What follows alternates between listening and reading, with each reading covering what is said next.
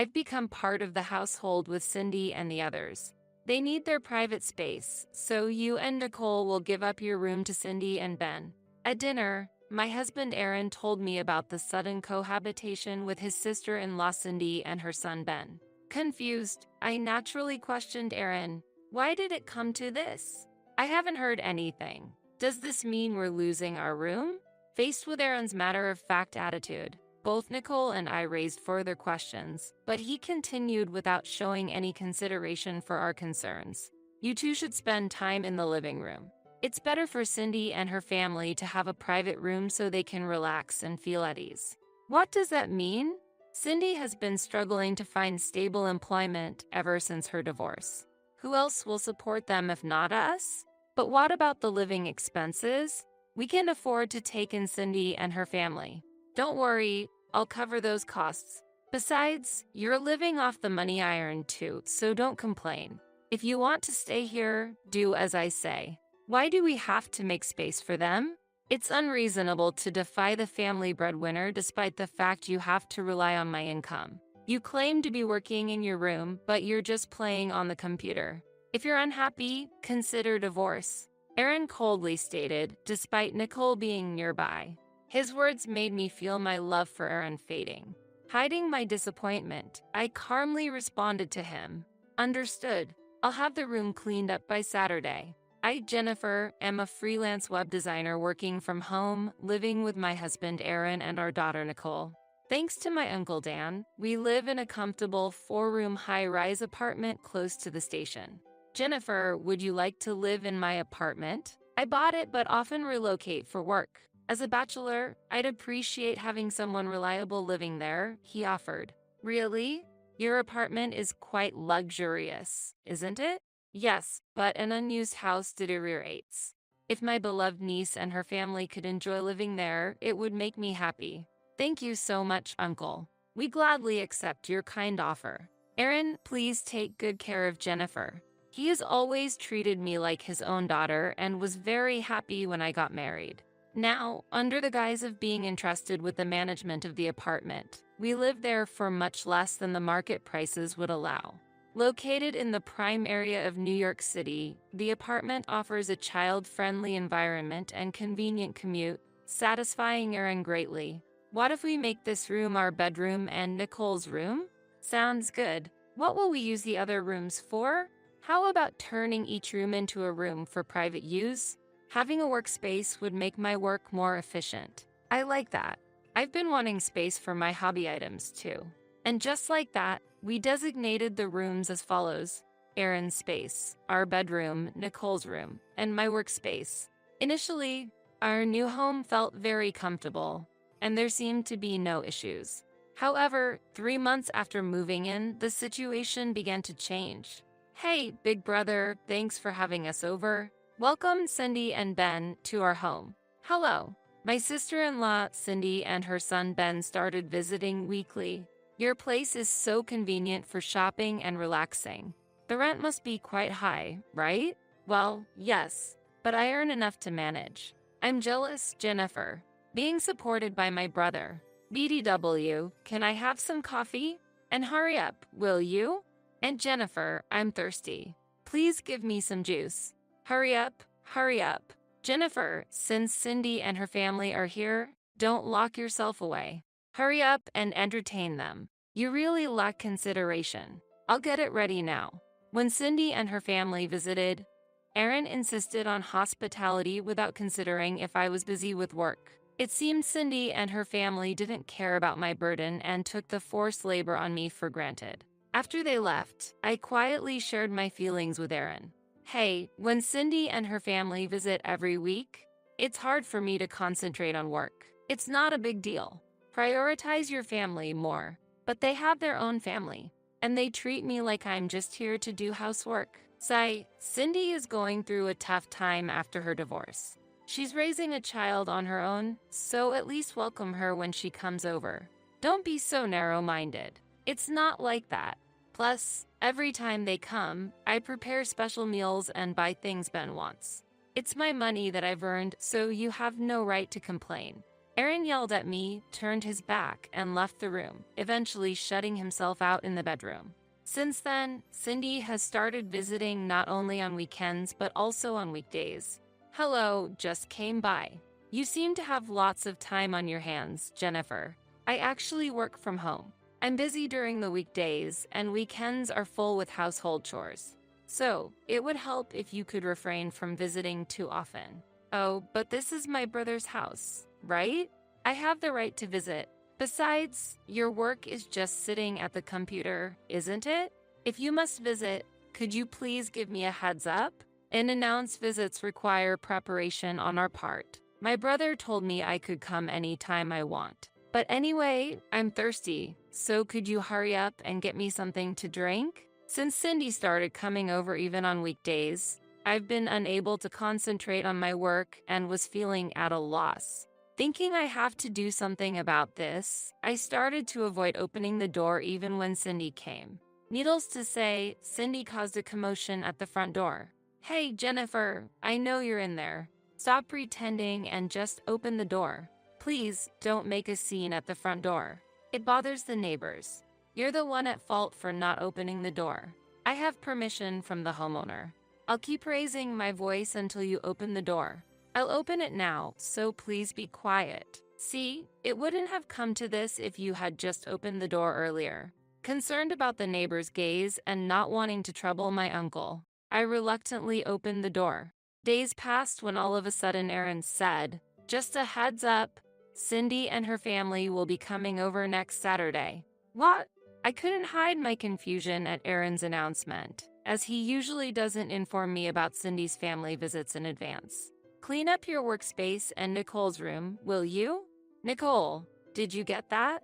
Why do we need to clean up our rooms? I asked Aaron, naturally not being able to grasp the situation. We're going to live with Cindy and her family.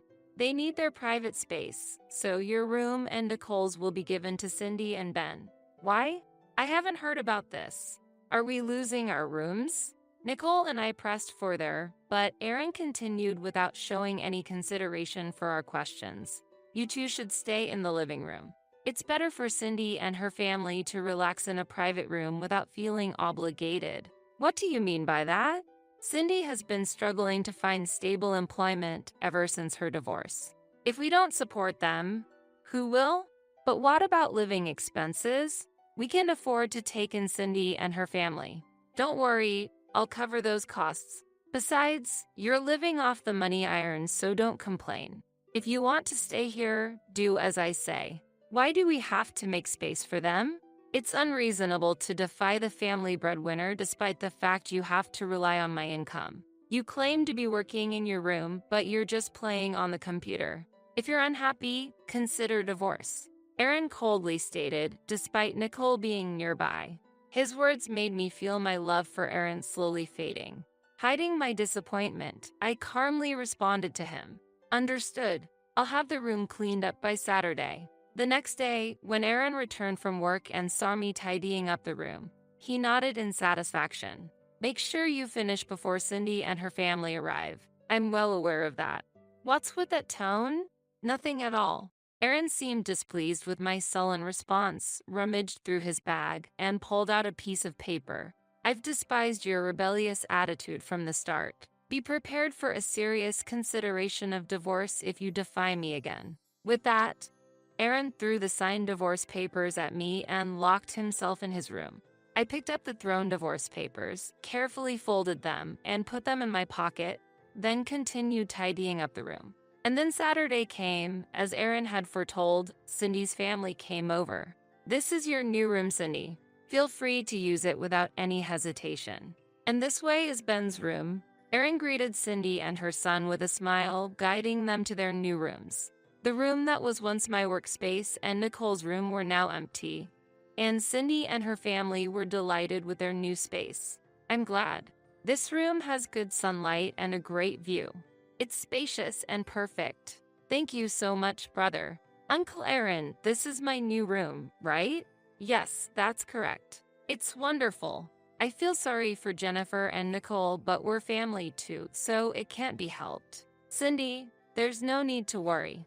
Jennifer and Nicole are used to living in the living room, right, Jennifer? In response to Aaron and Cindy's cheerful demeanor, I raised a question. I don't mind giving up the room, but how will we cover the rent and Cindy's living expenses? Aaron vehemently argued, perhaps not grasping the intent behind my question. Of course, life goes on. The additional expenses for Cindy and Ben are no problem. Why such a question? Hasn't our household been sustained by my income? Your minimal income makes little to no difference. My salary alone is enough to get by. Is that so? Well, it's irrelevant to us since we'll be leaving this room soon anyway. Be quiet. Why dampen the mood on such a joyful day? If you want to leave, feel free to do so. It'll be financially easier without you. Yes, you say you're working, but in the end it's just for display, no? Playing on the computer doesn't earn an income. I don't mind leaving this room, but won't you struggle to make ends meet without me? Against Aaron and Cindy's disparaging remarks, I presented them with reality. Can you still say that after seeing this? I showed them a piece of paper.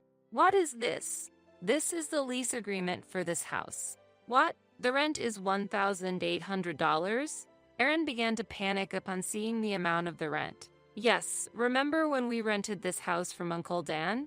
We officially went through a real estate agent for the contract. You signed without checking the details. Huh, no way. I thought it would be more affordable since he's family. But what does it matter? Brother has been paying up until now. So there's nothing to worry about, right? Staying here means Aaron will have to bear the full rent going forward. Are you truly able to do that?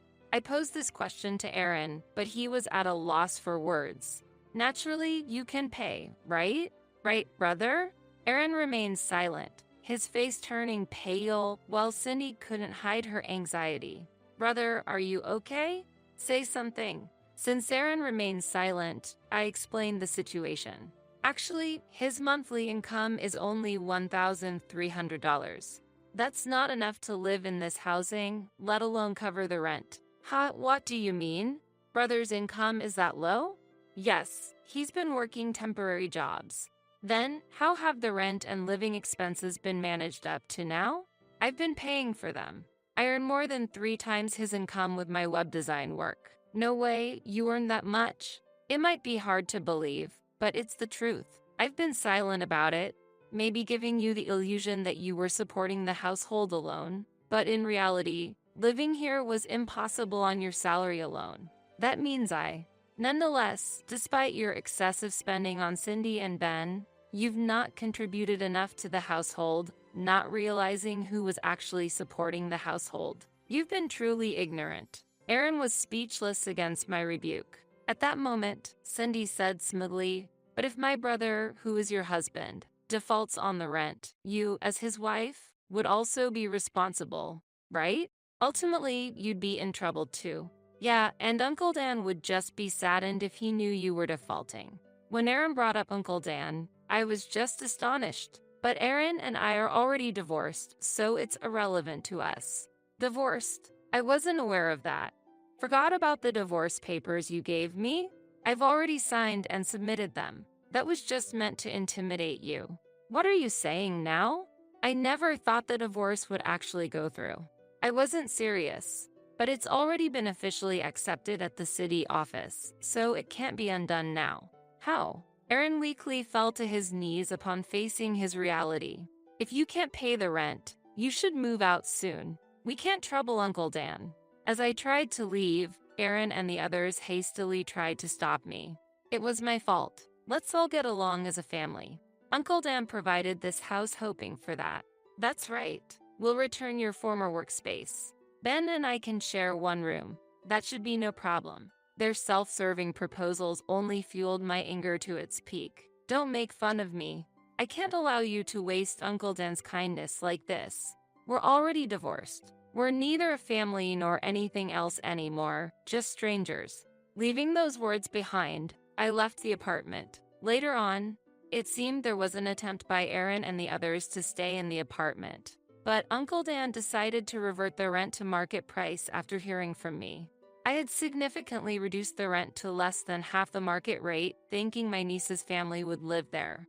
If Jennifer and her family are no longer there, I'll revert the rent back to the original price. We can afford to pay $4,000 a month. Brought back to reality by Uncle Dan, Aaron and the others were forced to leave the apartment and look for a new place to live in. Due to their income situation, they could only afford to live in an old one-room apartment, barely making ends meet there. Since life was difficult with just Aaron's income, Cindy also had to look for a job. But good jobs were hard to find, and it became a neighborhood rumor that fights between Aaron and Cindy were endless.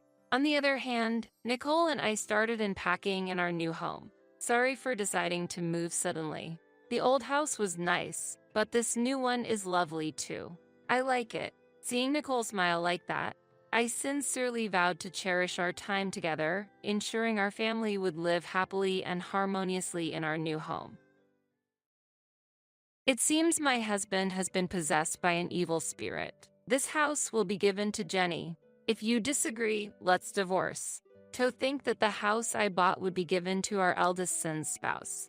You better leave this house quickly. Ha ha. My husband sided with his daughter-in-law. I will put the house under my name. A monthly repayment of $1,800 is possible. Ha ha. My eldest son is also on his wife's side. Well, I'm no longer attached to such a dirty house. Then, as you all say, I will leave this house. You three will suffer from now on. Be on the lookout for what's about to happen. My name is Dorothy, and I am 60 years old. I hold a senior position in a leading company and have a higher status than usual. I live with my husband, Frank, who is 2 years younger than me. Last year, we renovated our house in preparation for the future. Our house was built by my father and has aged and deteriorated over the years. Therefore, we wanted to improve the living conditions to spend the coming years comfortably.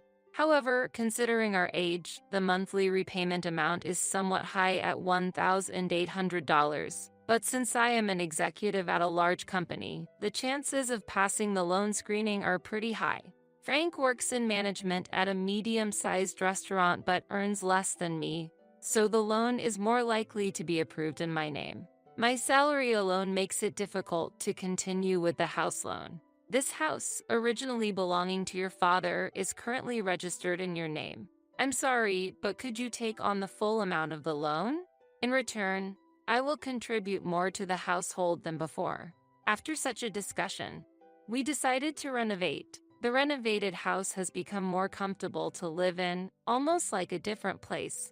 It's very pleasing to know that by renovating the house I've lived in since childhood, I can continue to live here for a long time. I never imagined that the day I would leave this house would come. It was sudden. My cell phone vibrated. I'm getting married. My son Steve told me over the phone. Steve is 31 years old and works as a middle manager in a leading company. My eldest son, who has always been an excellent student, devoted to his studies and club activities, has continued to be enthusiastic about his work as an adult. That might be why I have never heard about his romantic relationships. I was very curious about the woman he was considering marrying.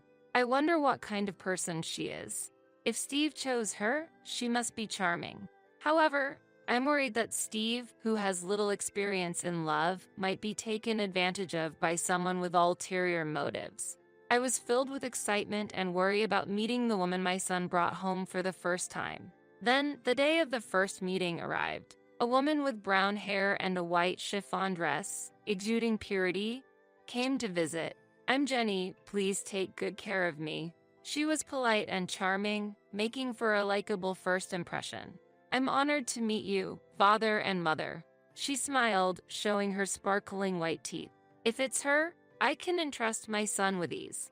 I felt this way, and it seemed Frank shared a similar opinion, showing a smile. She's a wonderful girl. When Frank murmured that, she said, I'm so happy to hear that from you, Dad.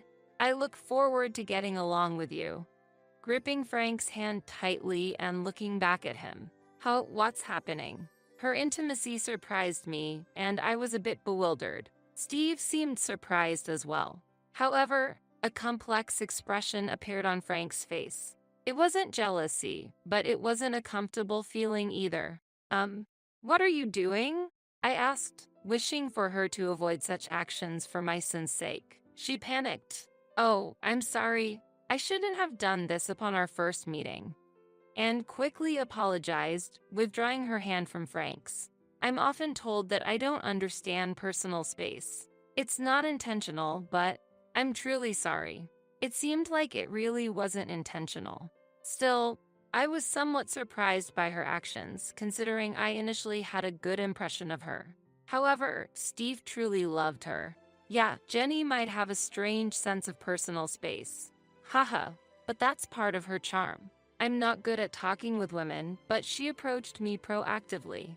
That's why we could become so close and consider marriage. I didn't expect Steve, who is usually passive towards the opposite gender, to change so much because of Jenny. Please take care of Steve.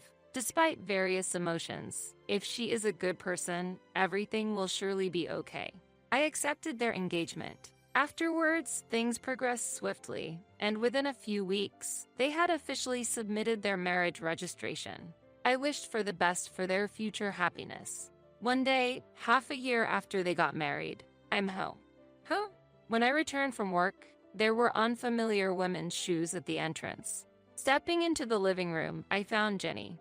"Oh, Mother, welcome back." The table was littered with empty cans and bottles of alcohol. It seemed they were enjoying some drinks. "What's this?" I wondered about the two of them having a party without Steve. I happened to meet Jenny on my way back from work. We talked about wanting to get closer, so we decided to drink together. But since it was before payday and money was tight, I suggested drinking at home. Why have a party at home? It would have been ideal if Steve also joined, and we all could have had fun together. I don't want to intrude on the newlyweds, but it would have been better if we gathered at Steve and Jenny's place. I tilted my head and answered, "Indeed, we could have done it at our house, but the beauty of this residence is exceptional, and our place is a bit messy right now." Jenny's speech was unclear. She was slurring her words, clearly quite drunk. Hearing her normally precise speech become lax under the influence of alcohol was unexpected. But what was the reason for enjoying the alcohol just between the two of them? Why didn't you call Steve? I found it unusual for a daughter-in-law to come to her in-law's house to drink, especially during the honeymoon phase. After seeing them together, I started to look for Steve. Steve is currently busy with work and working late into the night. Because of that, I've been feeling very lonely. Jenny said, starting to cry. "It's okay, Jenny, you've done nothing wrong. The problem lies with Steve, who leaves you alone despite being newlyweds." Saying this, Frank gently stroked her head. Father, what is this situation? I feel increasingly uncomfortable. Look, Frank, Jenny is Steve's wife. It's wrong to do this, especially to Steve. I scolded Frank for his excessive behavior. And then, suddenly, "Oh, don't be so harsh on Father." Jenny stood up for Frank. "What?" I reflexively uttered in surprise, confused by her statement. I had a lot I wanted to say, but the day's fatigue made everything feel bothersome. "I'm going to take a bath. Please clean up after yourselves," I said with a sigh and headed to the bathroom. Afterwards, I called Steve to explain the situation, and he replied that he would leave work and come to pick her up immediately. Jenny's behavior seemed very odd to me. However, the fact that Steve rushed over to get her showed me how deep his affection is towards her. But I couldn't shake off the feeling that their future domestic life might be somewhat troublesome. Reluctantly, I decided to give advice about their future life when Steve arrived. While lost in thought in the bathroom, quite some time had passed. Returning to the living room with a somewhat dazed mind from the heat, Steve should have already picked up Jenny, but oddly, despite coming by car, they both seemed to be enjoying alcohol. "Steve, you came by car, right? Why are you drinking?" I asked, to which Steve, appearing drunk and cheerful, replied, "Actually, Jenny told me to drink, and it turned out we're staying over tonight. It's good news that my son is staying over." However, the unexpected accompaniment of his wife was somewhat concerning. The decision felt quite abrupt. "What?"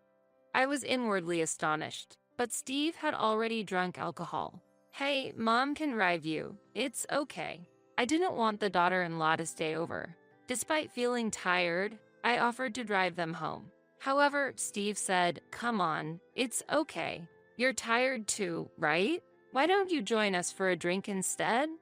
With an innocent smile. At that moment, I found myself speechless without any room for argument. Haha, huh? At that instant, a feeling of discomfort sprouted within me. Suddenly, Jenny looked at me with a smirk, as if her smile harbored some conspiracy. Could it be? It seemed like she was laughing at my puzzled appearance. It's just my imagination, right? I truly hoped it was a misunderstanding, but in reality, her plan had already been set in motion at that point. The next day, Jenny apologized deeply for her missteps multiple times.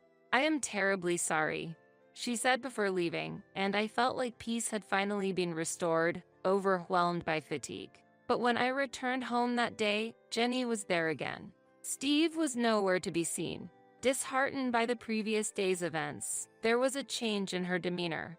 "I'm sorry for the inconvenience again, but I really wanted to apologize in person," she said, handing over some sweets. "I too lost my composure yesterday. I'm truly sorry." Frank seemed regretful as well. Seeing their remorse, I decided to forgive them this time. "I appreciate it." Jenny seemed genuinely relieved, but perhaps because the situation was quite awkward, she stopped visiting our home afterwards. Honestly, I did not want to get deeply involved either, so I was grateful for that outcome. Then one day, Frank, with a serious look, said, "I have something to tell you." As I waited in the living room, wondering what was going on, Steve and Jenny visited for the first time in a while.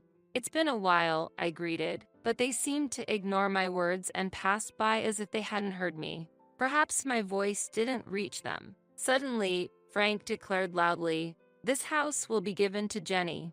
If you disagree, let's divorce." "What?" I was astonished. The discussion of transferring the house to Jenny came out of nowhere. It was a baffling situation. While I was confused, Jenny said, "Please leave this place." What does she mean? I'm confused. Wait a minute. What do you mean by transferring the house to Jenny? I asked, to which Frank replied, "You've been making Jenny suffer, haven't you? That's unforgivable. She's such a good girl. Making her suffer. There's no such fact." However, Frank refused to listen to my argument. "Shut up. I heard it from her. That's why she was crying, saying she couldn't go home." Frank continued angrily, with Jenny shedding tears. "Why has it come to this?" Then Steve also burst out in anger. "I never thought my mother could do such a thing. You're horrible." The more I denied, the angrier they became, and Jenny's tears didn't stop. "That's why we're going to divorce. Leave this house immediately. I plan to continue living here with them." I couldn't understand why I had to transfer my own house to Jenny. When I asked for the reason, because Jenny is deeply hurt. We could have sought compensation, but we thought of a better solution. Taking this valuable house from you and giving it to Jenny is the appropriate punishment for you, was the response I received, even though I didn't make her suffer. Why should I face such retaliation? It's impossible for Jenny, who quit her job after getting married, to pay a monthly loan of $1,800, I argued. "Don't worry. We'll change the name to Steve. As long as Steve is working, the name change should be possible right away." However, there are restrictions on changing the name on a loan contract, so it wouldn't be that simple. In reality, changing the loan terms wouldn't be easy. I doubt the bank will allow it. When I counted, Frank said, "Don't worry, not only you, but Steve also works at a letting company. Plus, I have an acquaintance at the financial institution where you have the loan. If I talk to him, it should go smoothly." Appearing fully convinced. "Yeah, a monthly repayment of $1,800? Piece of cake." Influenced by Frank's confidence, Steve also agreed.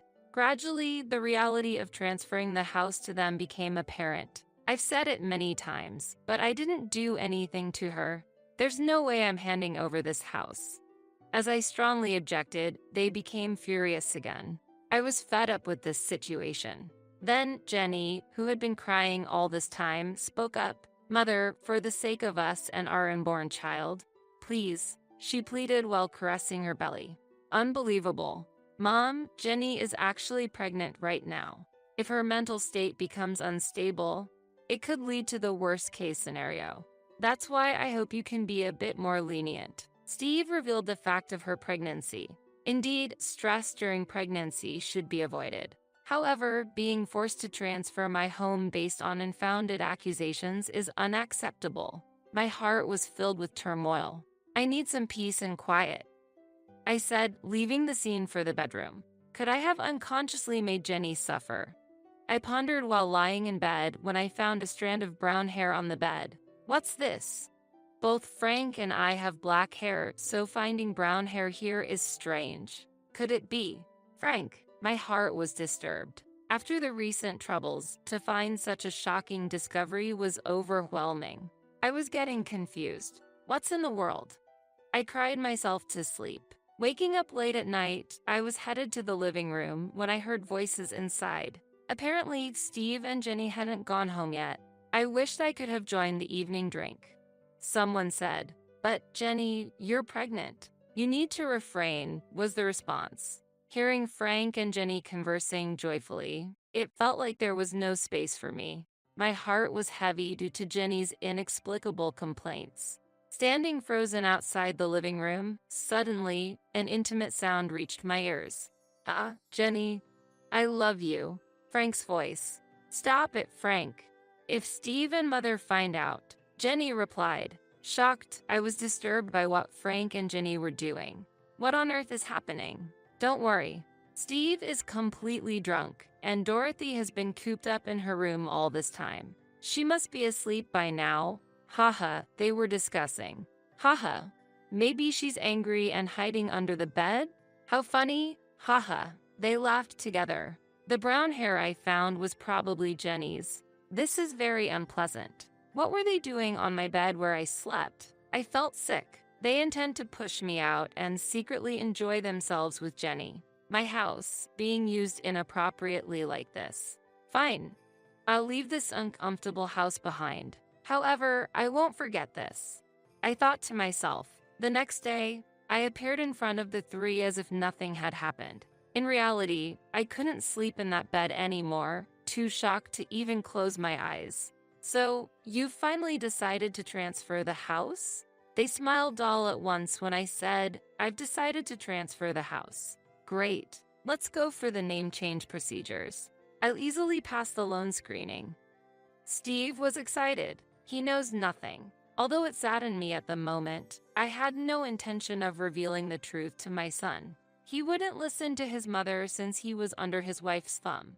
At least not yet. Afterwards, busy days of divorce proceedings and name changes followed. The name change process wasn't easy, but it was eventually completed. "This house is no longer yours." Haha, Frank taunted. "Hurry up and leave, old hag." Haha, Jenny whispered in my ear. I felt nothing but anger. They were the ones who were supposed to leave. I intended to make them, but not before getting back at them. Letting go of the home I had lived in since I was born was painful. Yet, I could no longer feel attached to a place associated with infidelity.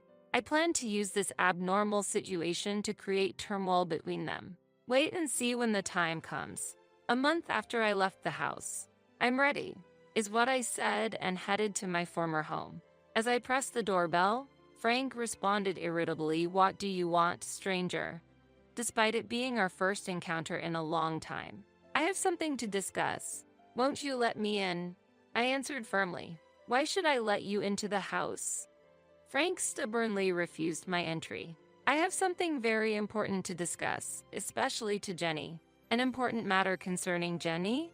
Frank's response shifted. Mentioning her name, they readily invited me inside. Using her name was the last thing I wanted. However, it was clear that Frank was heavily influenced by her, so I leveraged that. "You're a stranger now." Stranger. Even though legally we're strangers after the divorce, that term felt too heartless. I was infuriated by Frank's reaction. "Why are you here now?"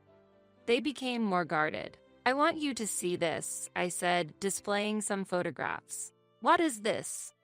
Their surprised voices filled the room. The photos were of Frank and her on a date.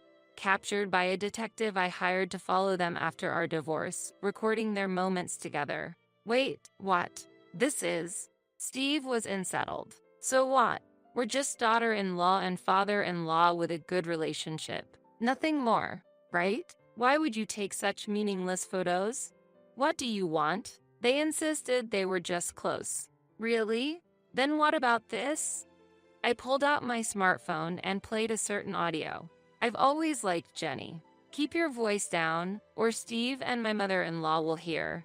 Their voices and inappropriate sounds were recorded. What's this? On the day I discovered their relationship, I had secretly recorded their conversation. You're just misunderstanding. Frank desperately tried to explain. Misunderstanding? This is clearly a problem. Steve erupted in anger. Jenny just looked down. I pressed further. Let me ask you, whose child is in your belly, really? Steve's complexion changed. Could it be Dad's? He was lost for words. That's impossible. He always comes. Oh, she inadvertently confessed. You admitted it. You just said it. Their argument intensified and Frank and Steve got into a scuffle. Ouch! Jenny seemed to be in pain, which made them stop fighting. I seized the moment. Haven't I always said, I didn't make Jenny suffer? Did you lie to get rid of me, to convince Steve? Steve was shocked. No, I'm the worst. Why didn't I believe my mom?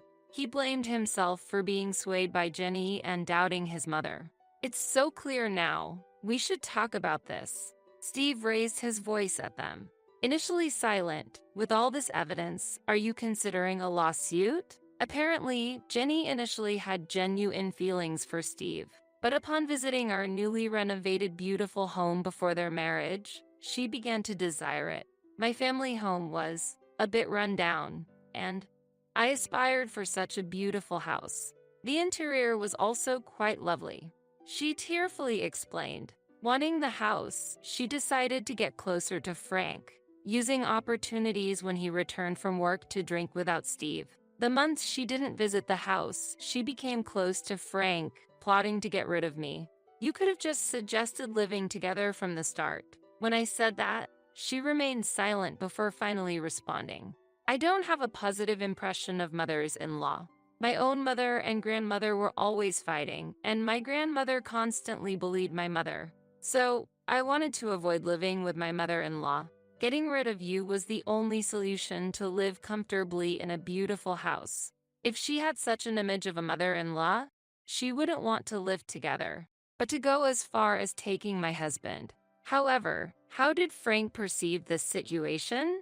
I knew I was being used, but I fell for her the moment we exchanged greetings, shook hands, and she smiled at me. Despite knowing he was being used, Frank fell in love and decided to abandon me to keep her by his side. You guys are really unforgivable, Steve said as both of them looked down, tears streaming down their faces. Steve decided to get a divorce. DNA tests on the newborn confirmed Frank as the father. I won't be paying child support, he declared, demanding alimony from them. I made a similar choice. I never thought I'd be demanding alimony from my own father. I gently patted Steve's head as he sobbed. Our lives were thrown into chaos because of a foolish woman's actions. However, the life that got thrown into chaos the most was her own, which she would regret forever. My prediction was spot on. 2 years later, she chose to continue living with Frank in a de facto marital relationship, claiming it was for the child's sake. And to work and raise her child, she had to leave her newborn at daycare. Today, Grandpa, Dad came to pick you up, huh? She seemed to attract attention from other mothers at the daycare. While the children played well together, she felt lonely not being able to make any mom friends. Additionally, when she explained her divorce and relationship with Frank to her parents, they got furious, directing their anger at Frank too. Now, she is estranged from them. This was all the result of her own choices. Meanwhile, Steve lives alone in that house. I wanted to sell it, but that would be too cruel to Mom. After all, this is the house where Mom has lived all her life. I couldn't sell a house filled with such memories. He felt disgusted by the house and considered selling it but couldn't due to guilt. possibly influenced by my repeated expressions of discomfort towards the house. He arranged for house cleaning and disposed of all possessions belonging to Frank and her. Steve, acknowledging the trouble caused by her, said, "It might be because of that woman, but I've troubled you, Mom. You might not be able to forgive me, but please let's meet up sometimes. Visit the house. And let me be a good son to you from now on." And gave me trip tickets. Steve has shown deep remorse. Although I can't forgive him just yet, I'm willing to work towards restoring our relationship.